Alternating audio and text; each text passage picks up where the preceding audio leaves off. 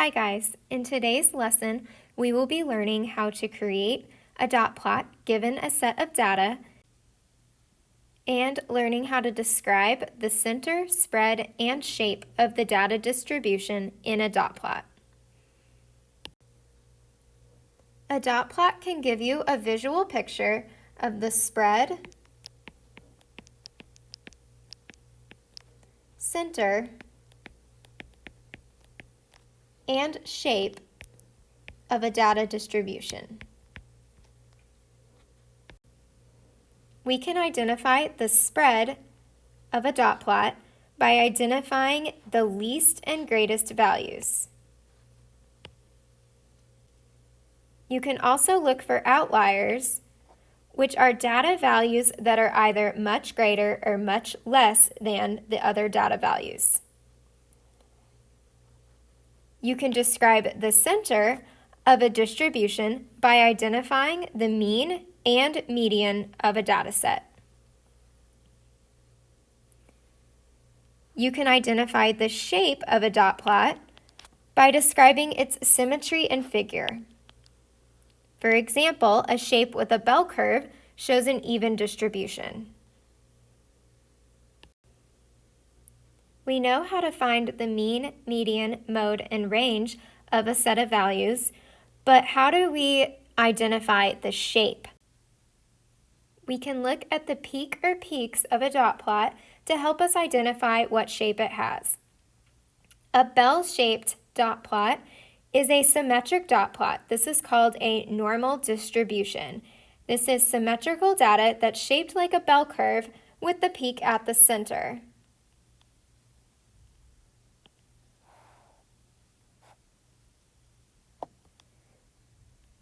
A U-shaped dot plot is also symmetrical.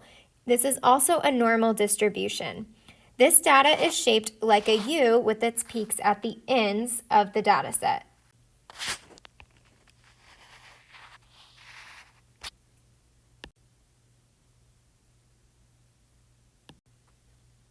Another example of a symmetrical dot plot is the uniform dot plot.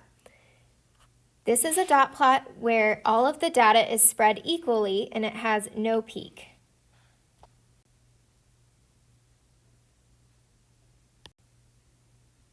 There are also skewed dot plots. A dot plot that is skewed right is called a positive skew. This is where the long tail is on the right side of the peak towards the positive numbers on the number line. So we can start at the peak, draw our arrow downward, and that tail is going towards the positive numbers to the right. A dot plot that is skewed left is called a negative skew. This is where the long tail is on the left side of the peak towards the negative numbers on the number line. So we can draw our arrow downward from the peak to the left, and that arrow is going to the left towards those negative numbers.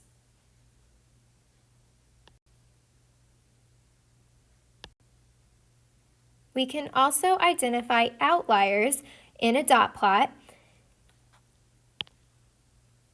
These are data values that lie outside the other data values. They are far away from the main group of data.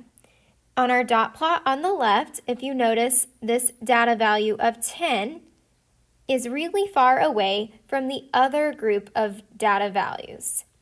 10 would be an outlier for this dot plot. A dot plot shows each item of numerical data above a number line or horizontal axis.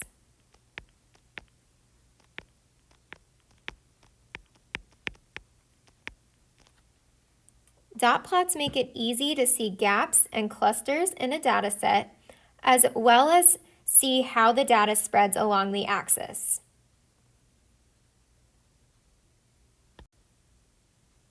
The dataset below gives pulse rates in beats per minute for a group of 30 students. For this dataset, the minimum or the lowest value is 56, and the maximum or highest value is 92. The minimum and maximum describe the spread of the data. So we could subtract our lowest data value, 56, from our highest data value, 92, and we could find the spread of the data or the range of the data.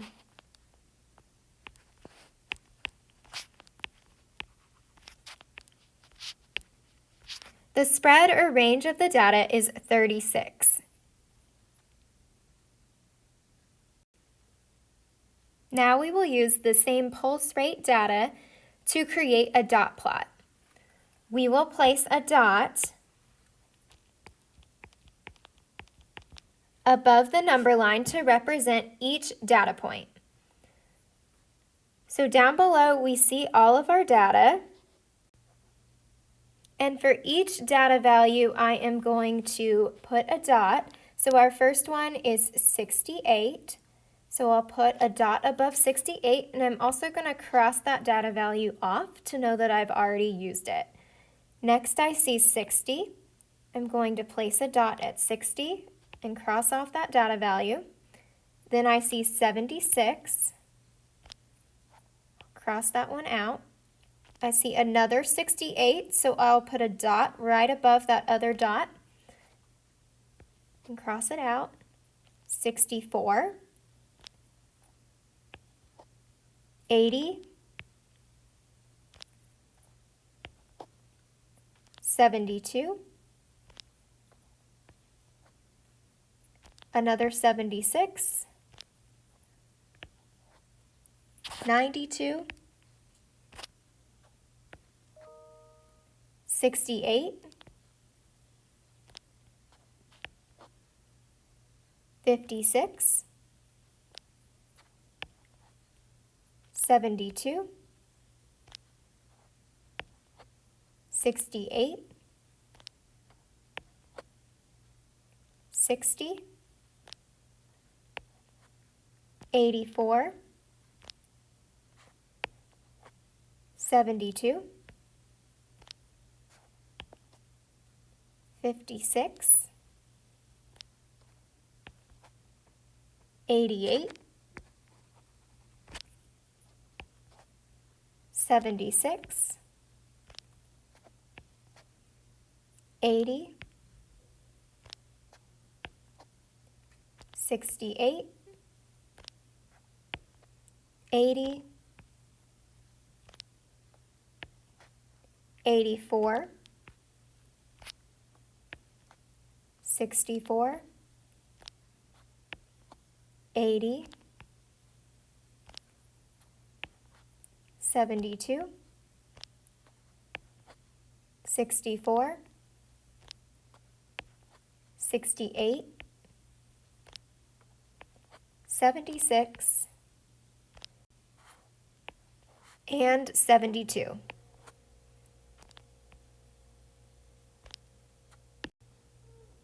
Now that I have plotted all of my dots on my dot plot, I can figure out the center and the spread of the data. We can solve for the median,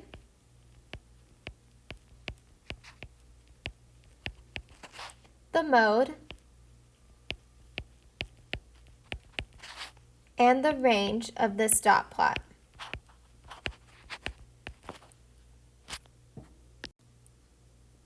To solve for the range, I would want to identify my highest value and my lowest value and subtract the two.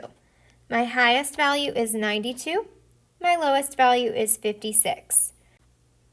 So we can subtract 92 minus 56 to figure out the range.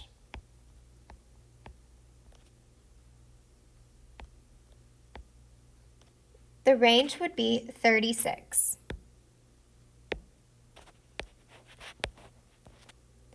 To figure out the mode, we can look at our dot plot and figure out which number we see the most times. 68 would be our mode because it is listed the most times, 6 times.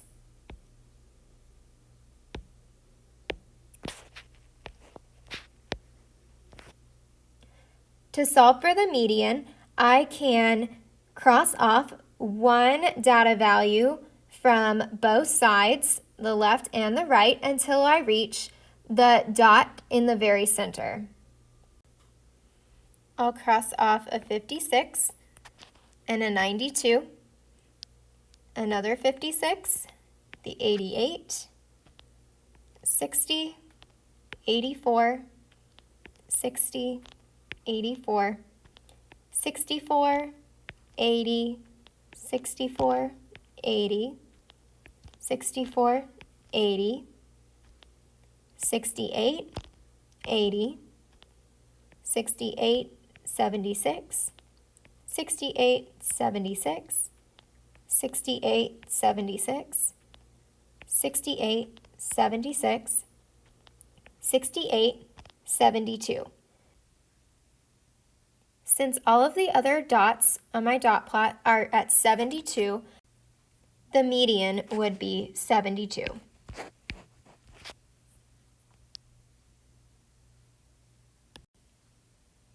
For our last dot plot example, we will find the mean, median, mode, range, and the shape of the data represented in the dot plot. To find the mean, I need to add up all the data values and then divide by the amount of numbers that there are. We can add up totals for the number of hours slept on this dot plot. So our total for 5 would be 5. We only see one dot. The total for 6 would be 6. There's only one dot. There are 3 dots for 7, so 7 times 3 is 21. There are 1, 2, 3, 4, 5, 6, 7, 8 dots for 8, so 8 times 8 is 64. There are 1, 2, 3, 4, 5, 6, 7, 8, 9 dots for 9. 9 times 9 is 81. There are 4 dots for 10. 10 times 4 is 40. There are 2 dots for 11. 11 times 2 is 22. And 1 dot for 12. So our total would be 12. Next, I can add up all of these totals to find the total sum of all of my data values. 5 plus 6 is 11. 11 plus 21 is 32. We can add 32 plus 64 plus 81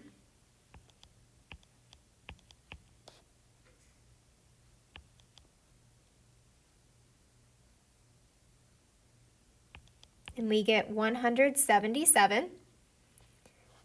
Then we can add up 40 plus 22, which is 62, and add 62 plus 12 to get 74. Next, we can add 177 plus 74 to find our total sum.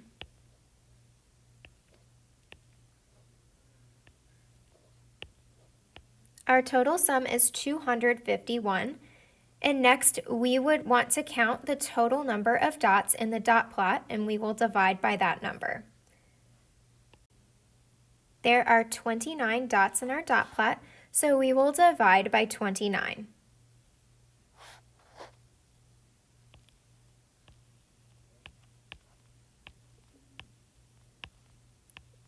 "29 cannot go into 2. It also cannot go into 25, but it can go into 251. we would want to use estimation skills to help us figure out what we would need to multiply 29 by as a starting point to get close to 251. 29 is really close to 30, and 251 is close to 250. 30 can go into 250 8 times. So we can multiply 29 times 8,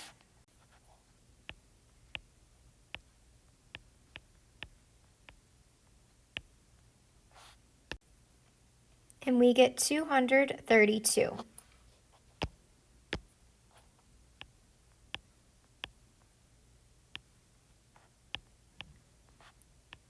When we subtract,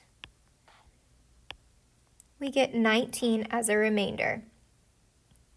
Since we have a remainder, we'll want to add a decimal point, bring it up in our answer, and add a 0 to bring down. 30 can go into 196 times, so we can multiply 29 times 6,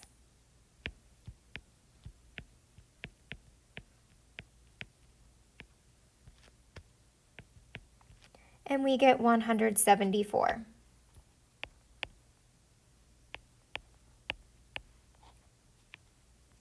When we subtract,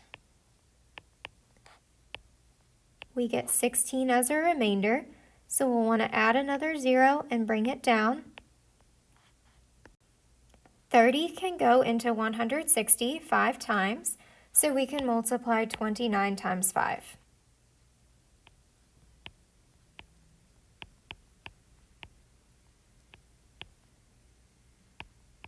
And we get 145.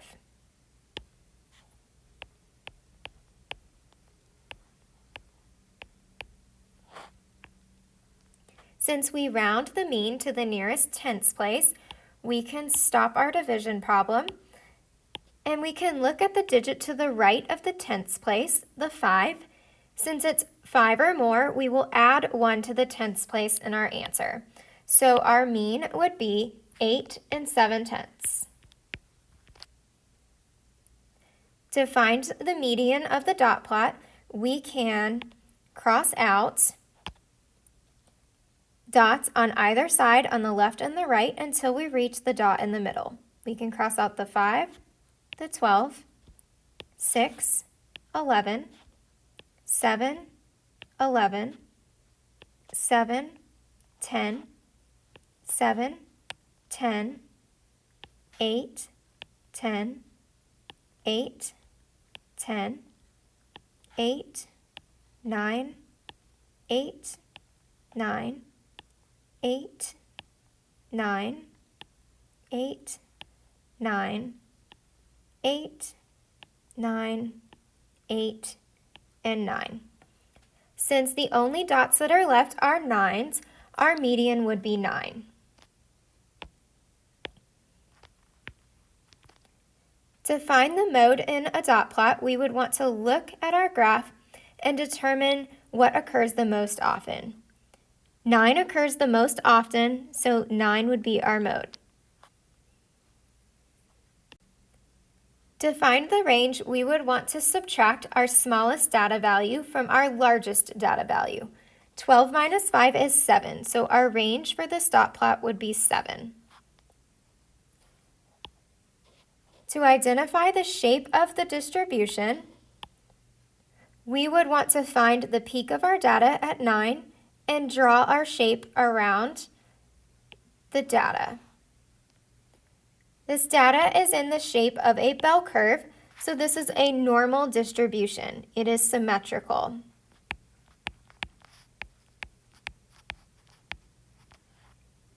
And last, we would want to see if there are any outliers and identify them. Outliers are data values that are very far away from the main data set. I don't see any data values that are far away from the data set, so there would be no outliers for this dot plot.